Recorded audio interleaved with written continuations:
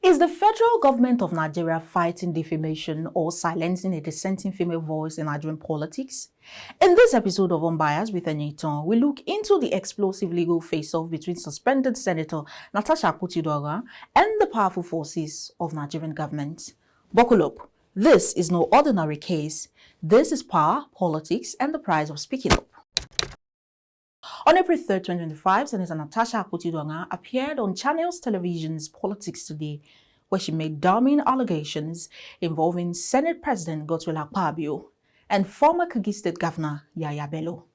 What followed was a political firestorm. Weeks earlier, Natasha had been suspended from the Senate for gross misconduct, a move many saw as punishment for outspoken challenge to Akpabio's authority, including claims of sexual harassment. See, this is Nigeria. We've had a number of political murders that usually are swept. Now, Natasha faces criminal charges under Section 391 and 392 of the Penal Code laws targeting individuals who make defamatory statements with intent to harm someone's reputation. Filed on May 16, 2025 by the FCT High Court, the case names Natasha as the sole defendant. The government alleges that her statements on national television defamed prominent individuals, namely Akpabio and Yaya Bello, both of whom are listed as witnesses. If you are doubting the veracity of the killing, yes, then what about the recall that we just experienced? Are you getting my point? Are you able to prove this? That's the point. I mean, anyone can make an allegation, but the issue is, are you able to prove it when it comes to it? Let us get to that bridge. I'm hearing that the Senate President wants to sue me for that.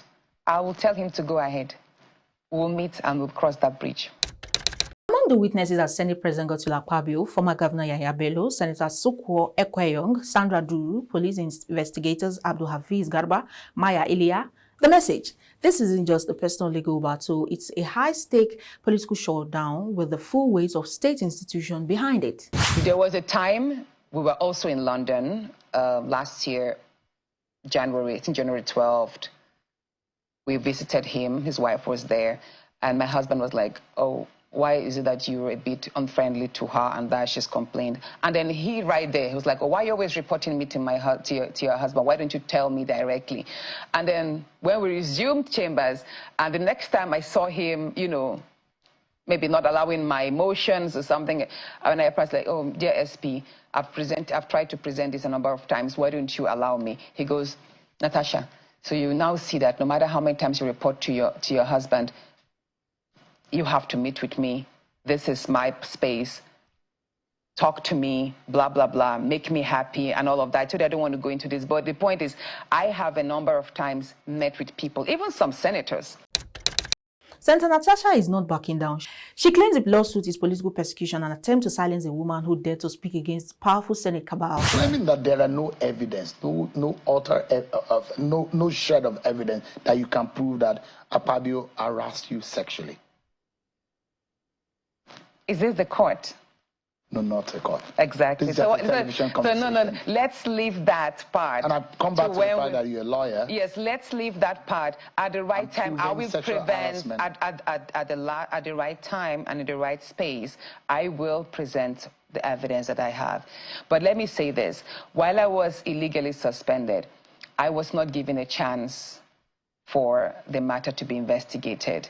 And then the committee that was set up, which was headed by Senator Neda Emaswen, they did not invite me.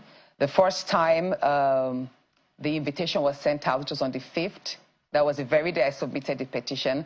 There was a court order that the committee should not sit for 72 hours, but explain to the court the reason why I should face that committee. They went ahead, had the session, had the meeting, came up with the suspension, and there were also complaints by some senators that their signatures it was the attendance sheet that was used to endorse the report and not the senators themselves, which also amounts to the report been fraudulently conducted, which also again means my suspension is void ab initio as well. She insists that her allegations, including claims of assassination, plots, were not baseless and says she has submitted petitions and evidence to back her fears. This isn't just about defamation, it's about who gets to speak truth to power and who gets punished for it. Akpabio, accused of sexual harassment by Natasha, quickly moved to suspend her from the Senate. Then came the police petitions, now a federal lawsuit. Supporters say this is character assassination in motion. Critics argue Natasha crossed the line from activism into slander. Yaya Bello, also named in Natasha's claim, says she falsely accused him of funding a mob-style assassination attempt. He has petitioned the police to calling for arrest. Ironically, this comes while he himself is battling serious allegations from the EFCC over corruption during his time in office. On the 14th day of March at about 10:30 p.m., I got calls that Governor Yaya Bello was with Akpabio. That night, let me say this now. On the 14th of March at 10:30 p.m., mind you, 2 days before that, which was on the 12th, Akpabio had called Governor Dodo on the phone that he should commence my recall. But Governor Dodo told him it would be impossible. No, hold on. This was what Governor Dodo said on the 12th. Listen. He said,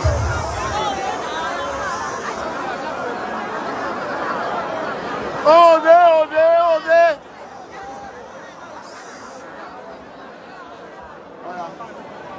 on the 12th of March, Akpabio spoke to Governor Dodo to recall me. But he told him to be impossible because the masses are with her, the people are with her. But Akpabio was not satisfied. He then sent for Yaya Bello. And it was actually Senator Asukwo from Cross River that drove Yaya Bello from Hilton Hotel. I was informed of everything. And when I got to know, hold on, the meetings was in two folds. He told him to commence my recall.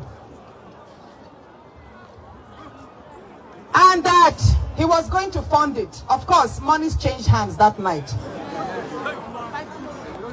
The second thing he told him was that he should try and kill me. I didn't make this public, but I wrote to the IG of police. And Akpabio told Yaya Bello, I am saying, standing by what I've said. He told him that he should make sure that killing me does not happen in Abuja, it should be done here. So it will seem as if it's the people that killed me here. I didn't make that public, but we did notify the security agencies of that. This case raises critical questions for Nigerian democracy. Is the government criminalizing dissent? Where is the line between defamation and whistleblowing? Can public officials who wield immense power claim to be victims of reputational harm from public criticism? The answer may set a dangerous precedent or a powerful example. Many Nigerians, especially women, see Natasha's trial as symbolic. A rare female voice in male-dominated senates, silenced, suspended, and now persecuted. Online, the hashtag is a stand with Natasha, gaining traction with supporters saying this is bigger than just one senator.